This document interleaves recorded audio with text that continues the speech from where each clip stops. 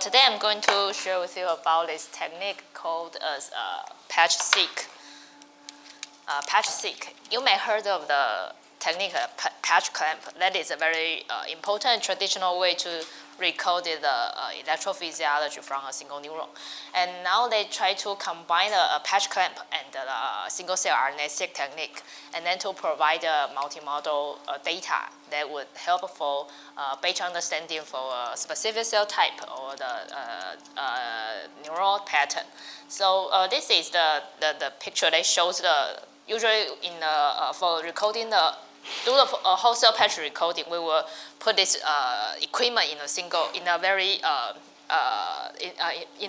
individual room to avoid environmental noise. So this is a patch clamp recoding equipment, and then they try to after the recoding, they would like to combine a single cell RNA-seq, and this is sorry. Okay, so this is for today's outline. In the beginning, I would like to give you a brief introduction about patch clamp recoding, in case you are not familiar with the electrophysiology. And also, I will tell you about what is the patch-seq. And also, here is another advanced way to do the data analysis that called as voltage-seq. So the beginning is the whole cell patch or the electrophysiology. So whole cell patch recoding is developed by the Dr. Erwin Neher and Dr. Bert Segman. They are two German biophysiologists. They developed this whole cell patch technique in about 1970 to 80s. And also they won the Nobel Prize in 1991.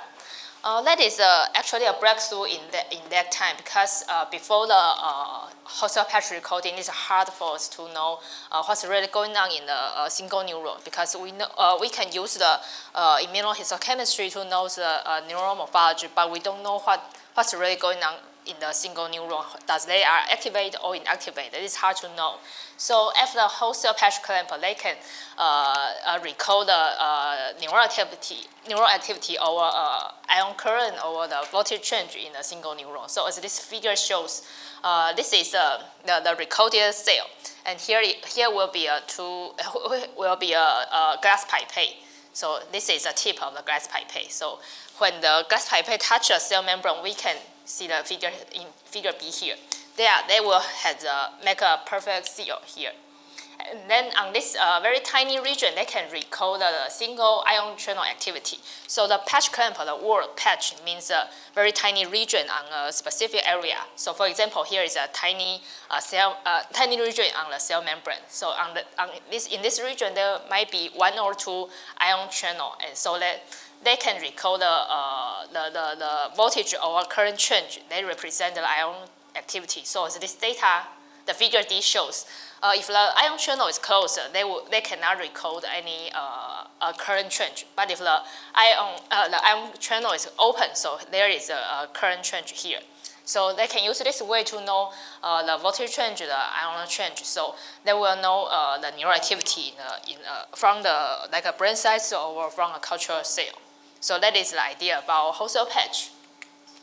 And here are four recoding methods for patch clamp. The first one called cell attach, the second one is whole cell, and then it's inside out and outside out. They can provide different data from a single neuron. So before I go into here, I would like to use this picture. So for whole cell patch recoding, we have to use a microscope to see clearly for the single neuron. So I think this is a neuron from a cultural dish. So you can see there's so much here, and their dendrite is flattened on the cultural slide. And then we can use the glass pipette to recode like the current or voltage change. So this is from the cultural cell, but actually we can do this on a brain size or tissue. So I would like to use this data to this slide to let you know what is the how does we recode a neuron from a brain size. So for brain size, that's more complicated. It's different from the cultural cell, because cultural cell is very easy. You can imagine that all of the cell will be flattened on the cultural slide. But for the tissue, there would be several layer of neuron on a slice. So it's very difficult to maintain the cell healthy. So for acute brain size preparation, we usually start from transcardial perfusion. So we would like to remove all of the blood from the vessel. So because the blood may affect the cell viability, so we have to remove the blood and replace with the ACSF. We call it as that is the artificial cerebral fluid. So after the perfusion, we will remove this brain and then make the brain size. So we put a mouse. This is a mouse. We put a mouse brain on a vibraton and then make the slice in 300 micrometers. So it's very that is very thin brain slice.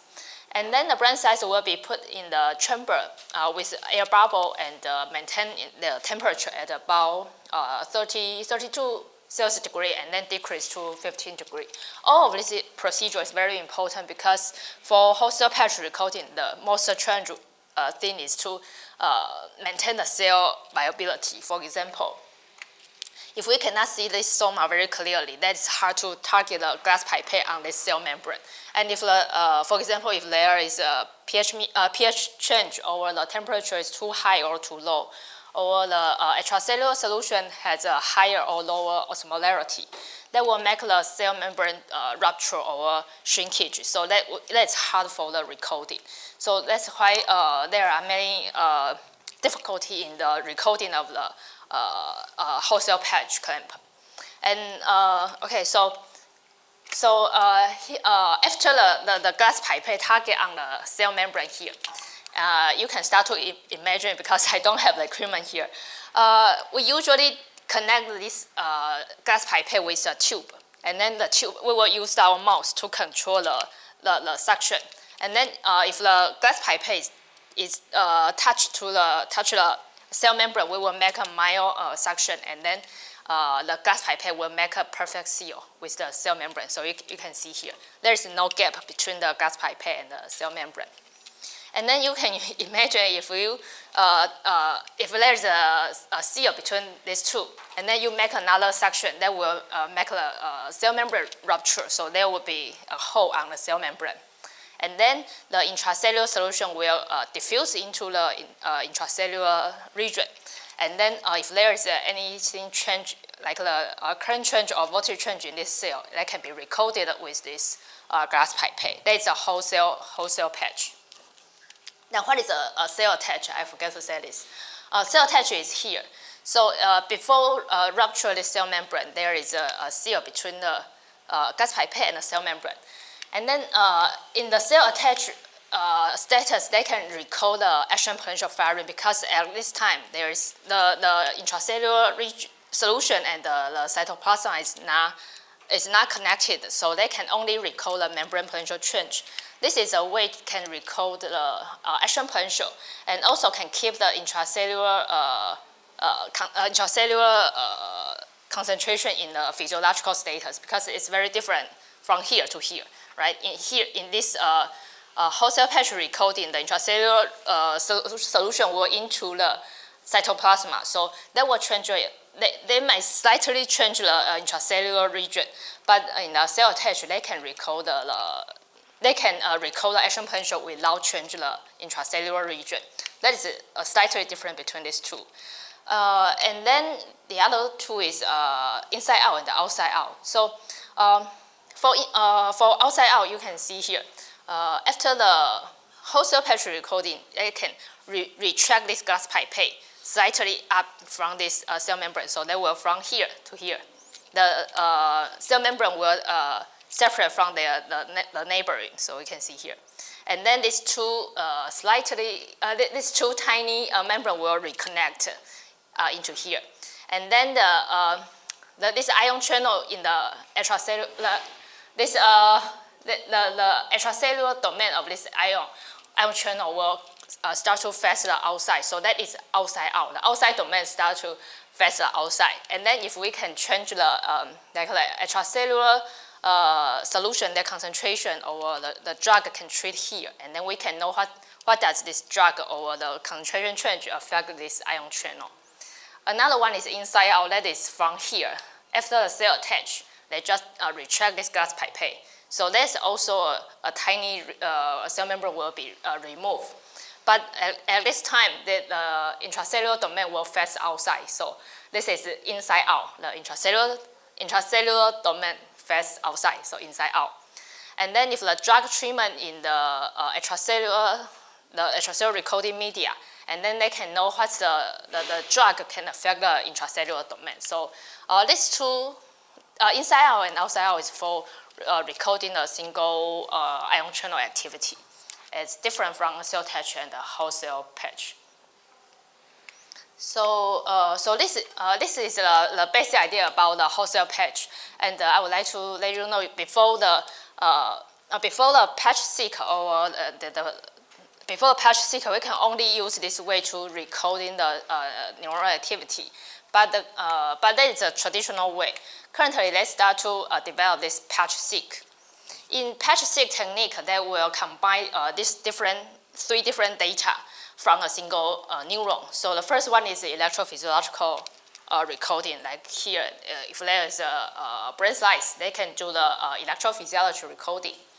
And then after recoding, they will, at the same time recoding, they will infuse the cell body with a dye. So here, the dye will infuse from the soma to the dendrite. So they can, after the recoding, they can see a perfect dendritic tree as a dendritic tree or the morphology. So they can combine the electrophysiology data with the morphological data.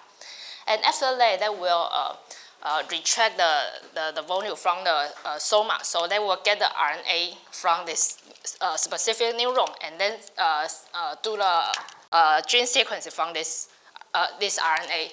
So they can combine this transcriptomic data with the electrophysiology and the morphological data and provide a better understanding of this single neuron. So that is the idea of patch seek. So this is the paper they start to do the patch seek. This is paper published on Nature Biotechnology in 2016. At that time, they would like to separate the two inhibitory neurons. These two inhibitory neurons has been known to exist in the neocortex layer 1. One is ENGC, that is elongated neurogliaform cell. So we can see this. The dendritic is very complicated, so that has a very long dendrite. So they're called as elongated neurogliaform cell. And another one is SBC, that is a single bouquet cell. So this is the morphology of SBC. So before the patch seek technique, people know there are two different types of inhibitory neuron in this layer 1 region. But here they would like to combine this electrophysiological data, morphological data with the RNA data, and to separate these two types of neuron into a more precise cluster. So this is a standard patch clamp recoding. When they do the recoding, they will get the electrophysiological data and also infuse the dye. So there will be morphological data as well. So so in this data, we can find these two different cell types that has different electrophysiological firing pattern. This is the action potential firing data. So when we maintain the cell membrane with at a specific current, so here is the injected current, and if this injection, the current is strong enough, that will induce the action potential firing. So this trace is the action potential firing. So increase the injected current will induce more action potential firing. The firing pattern is very different from between the ENGC and SBC, we can see here. And also they can use the morphology to separate them differently. But this is the traditional way to do the cell patch. And what is a patch seek do? So after the recoding of the single neuron, they will start to do the retraction from the soma. So this is before, this is after recoding. So we can see here the green is the fluorescent dye. They start to infuse this dye into the soma, and then they can see the dendrite here. And after recoding, they will retract this soma. So we can see this. The soma is disappeared because all of the volume in this in the soma has been removed. So we can see the soma is disappear here. That means the RNA extraction is successful. So this data, and then they can do the RNA-seq analysis as this data. And this electrophysiology is would like to let us know, because in the patch-seq analysis, they have the intracellular solution in the pipette is very different from the previous one. Because this in this data, they would like to get the RNA from the soma. So there must be RNase inhibitor in the intracellular solution. And some people might concern about the RNase inhibitor may affect the electrophysiological data. But from this electrophysiological trace, you can see the action potential firing pattern is very similar as the previous one. So that means the RNase inhibitor will not affect the action potential firing. So that should not be a problem here. And then they can do the RNA-seq cluster in this data. So we can see after recoding, they can separate this cell into, there are two different types. Each column means a single neuron, and they express different neural marker here. And they can roughly to separate this group of neurons into inhibitory and incitatory. The neuron under the blue branch, that is the inhibitory neuron, because they express the inhibitory neural marker like the DLX or GET or renin. This is the inhibitory neural marker. So this group is an inhibitory neuron, and also they record from the excitatory neuron under this green branch. They don't express the high level of inhibitory neural marker. But even in this group of inhibitory neurons, they can separate them again into different clusters because they has different level of this gene over a neural marker. So, what is this? What is data is important because they can combine this gene sequence data and also electrophysiological data, and then to do the prediction. That is the most amazing thing for me because for myself, I only can do the electrophysiology. I don't know how to before to do the experiment. I don't know how to do the prediction.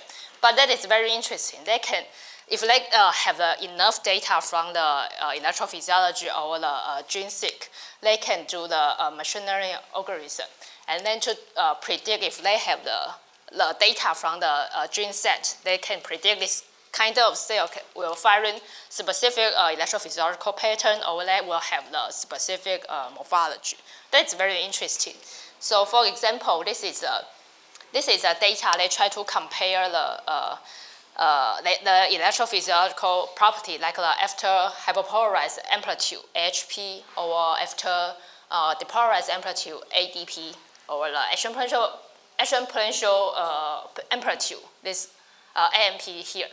So the x-axis is the data from the recoding, and the y-axis is the predict data. They found if they can know this specific cell with their gene data, they can predict their electrophysiological property. So, for example, in these three figures, they found that the prediction data is correlated with the recoding data. So that means this prediction is successful.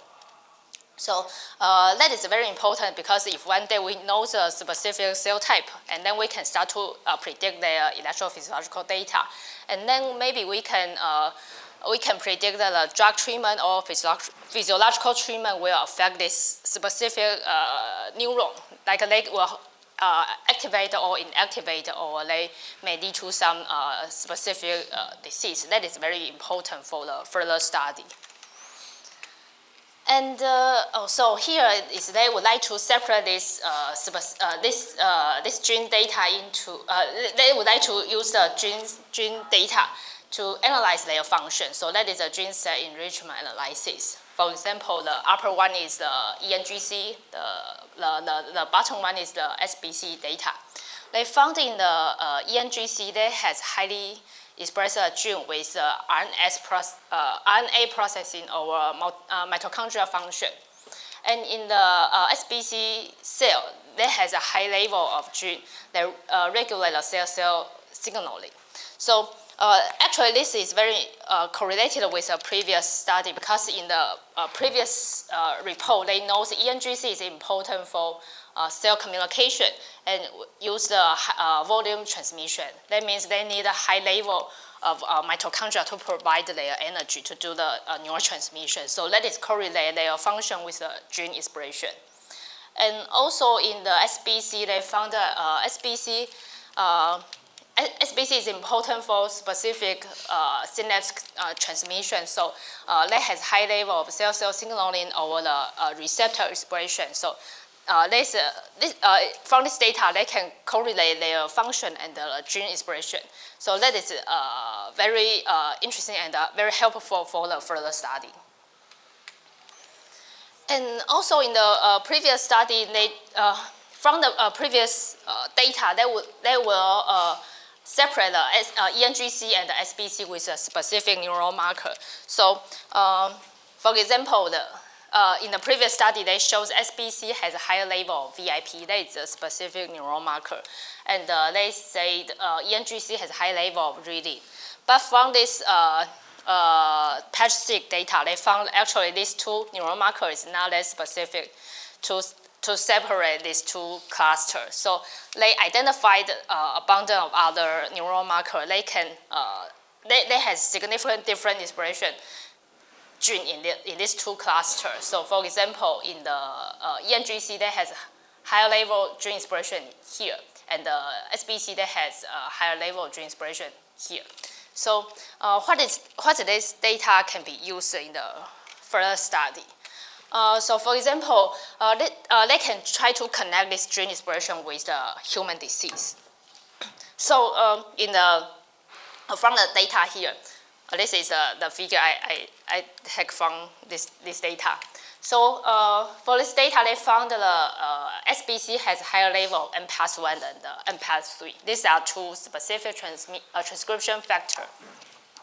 And they found MPAS1 and MPAS3 has higher expression in SBC, not in the ENGC.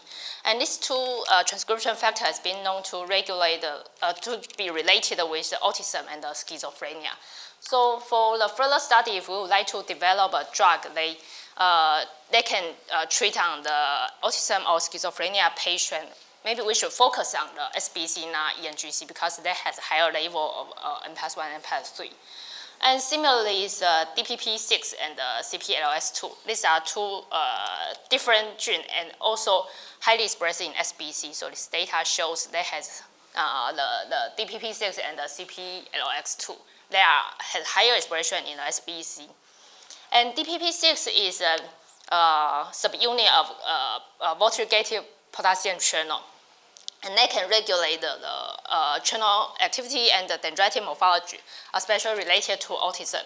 So again, if we would like to study the autism-related therapeutic treatment, maybe we can target on DPP signaling over the ion channel activity.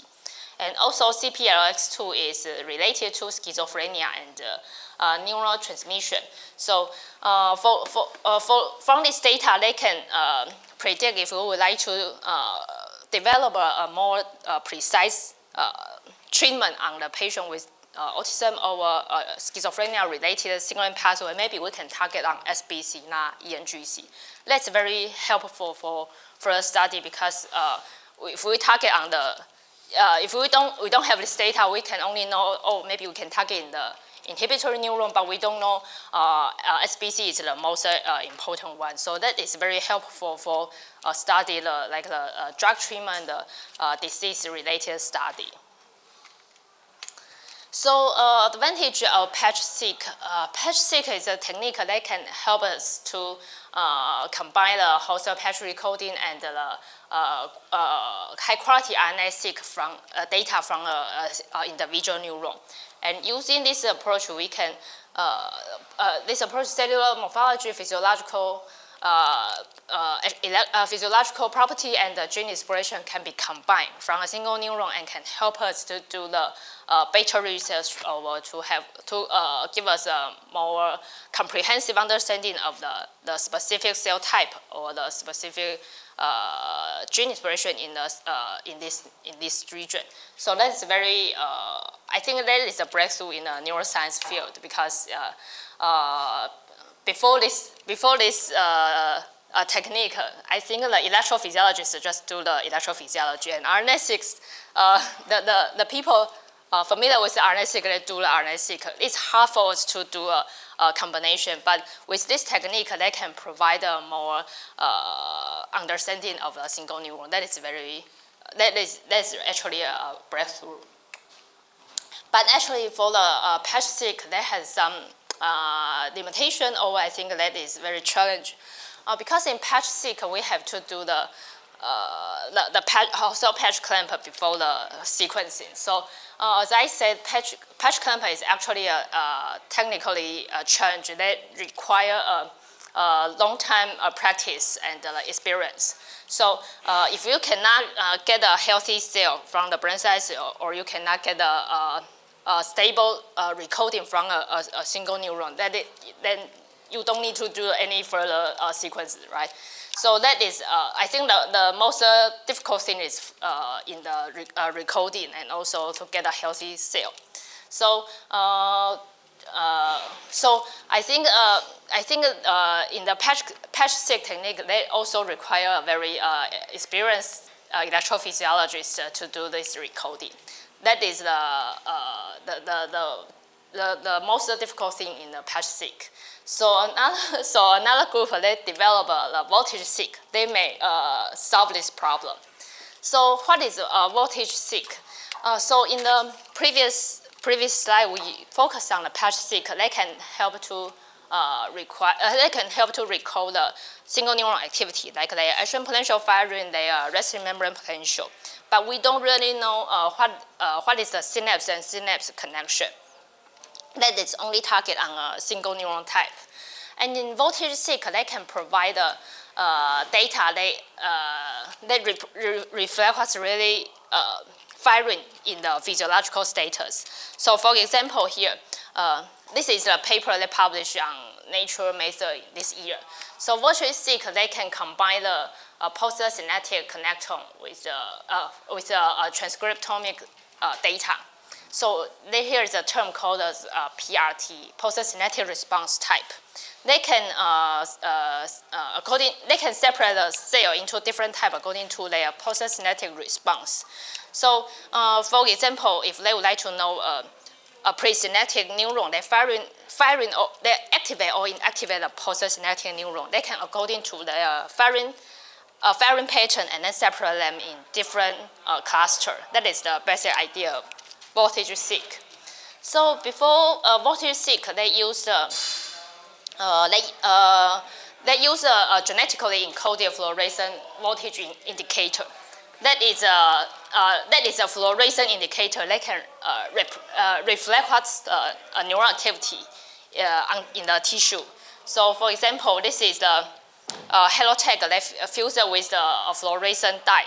So if there is a conformational change, for example, there is a neuron depolarization or neural activation that will induce the flat, and then you can see the fluorescence. That is the idea of this fluorescent indicator. So under the microscope, you can see the fluorescent intensity. If the intensity is increased, that means activation. If the intensity is decreased, that means inactivation. And how can they induce this stimulation? For example, in this paper, they would like to know the connection between the VMH, that is the ventral medial hypothalamus, and they would like to know the connection between VMH and PAG, these two different brain regions. VMH should be the presynaptic neuron, and PAG should be the postsynaptic neuron. And then in the VMH region, they inject the AAV express channel rhodopsin. So channel rhodopsin is a light-sensitive receptor on the cell membrane. So when there is a blue light stimulation, they can activate the PAG, they can activate VMH, the presynaptic neuron. And then they use the fluorescence in the postsynaptic neuron to recode their activity. So in the postsynaptic neuron, they express this Voltron. So Voltron is like here. As I said, the activity increase, they will increase their fluorescent intensity. So under the microscope, they can see this the fluorescence here. And so, the blue light means the optic stimulation in the presynaptic region, and the yellow fluorescence can represent the neural activity. So after this presynaptic stimulation, they can get 3 different types of postsynaptic response. For example, in the group of 1 cell, if there is a blue light stimulation, so we can see this blue line, that means the optic stimulation. If there is a stimulation here and there is no response in the postsynaptic neuron, that means there are no connection, right? Because the presynaptic stimulation doesn't affect the postsynaptic neuron. That means these 2 neurons has no connection. That is a group 1. And in the group 2, if there is a presynaptic stimulation and then induce fluorescence intensity, they enhance this intensity. That means they cause the activation. So for the second group of neuron, that means activation. And in the third group, if there is a presynaptic stimulation, they will decrease the fluorescent intensity. That means there is an inhibition between these 2 regions. So here they can use this kind of optic stimulation and then to recode the fluorescent intensity to know the connection between the pre and post neuron. And also this the bottom trace is recorded from the electrophysiology. So they compare the fluorescent data and also the electrophysiological recording. They can confirm this fluorescent intensity can really reflect the neural activity. So according to this different kind of firing pattern, they can separate the no response or excitatory or inhibitory connection, but also they can further separate them into different clusters. So as this figure shows, the firing pattern can be very different. For example, here are 18 clusters cluster can be separated, the cell can be separated into 18 clusters. For example, if the stimulation will induce a persistent activity, like after the blue light stimulation, that the action potential, the fluorescent intensity increase persistently. That is a cluster 1. And maybe in the cluster A, for example, they will induce a rhythmic bursting. So maybe that is related to the blue light stimulation. They will not induce a persistent activation. So they can use the different kind of firing pattern to represent they are in different clusters. So there are 18 clusters of gene here. So that is the workflow of the voltage seek. So in the beginning, they have to do the all optic image. For example, as I said, they use the blue light to activate the presynaptic neuron, and then use the fluorescence to represent the postsynaptic neuron activity. So in the figure B, they can get the fluorescence data and then separate them into different clusters according to their different firing pattern. And also after this data, they can extract the RNA from the soma as a patch-seq I showed before. So after this recoding, they can confirm which one has been activated or inhibit. And then they can extract the RNA from the soma and then do a further analysis, the RNA-seq. So for example, if they know this neuron will be activated by the presynaptic neuron, and then they do the RNA extraction and then sequence, they found that express a specific gene type here. That is very different from the neuron. They are inhibited by the presynaptic neuron, as this data showed. So from the voltage seek, they can know the pre and post synaptic connection, and then knows the specific activity.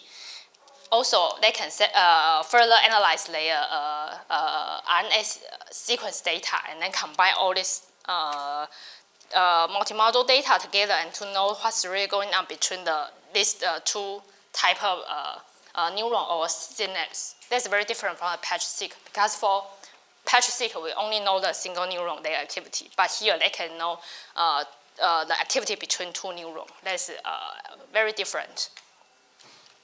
So the advantage of the voltage-seq, because they use the fluorescent intensity to represent the wholesale patch recoding. So that's more easier for the people that are not familiar with the electrophysiological or wholesale patch recoding. So that is more accessible for most neuroscientists. They don't need this hand-on skill. And also because for the wholesale patch recoding, we can only recode maybe 1 or 2 or 3 from a single slice. But so that they call this is low throughput. And in this they call this in this voltage-seq technique, they use the active stimulation and use the fluorescence to represent the neural activity. They can get the data from maybe hundreds or thousands of neurons from each size. So that is a high throughput result.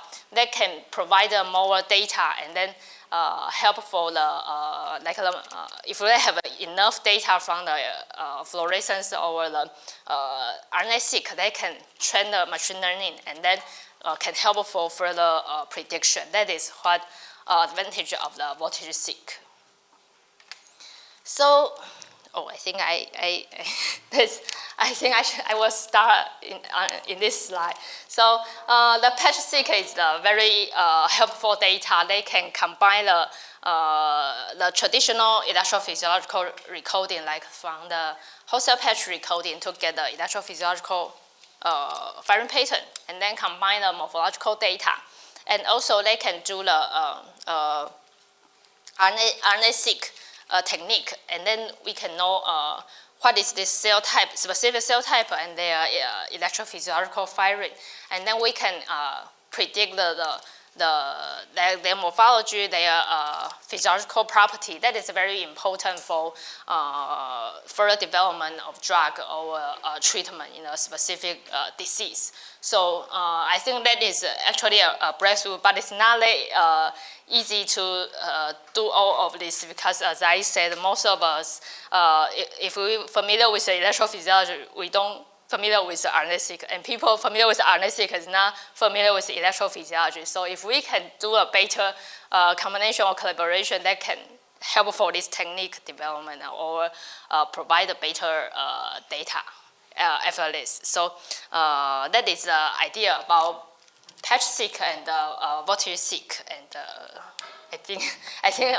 that's all for today's lecture. And I think in the next lecture, student will present a paper that use this patch-seq technique and then to study the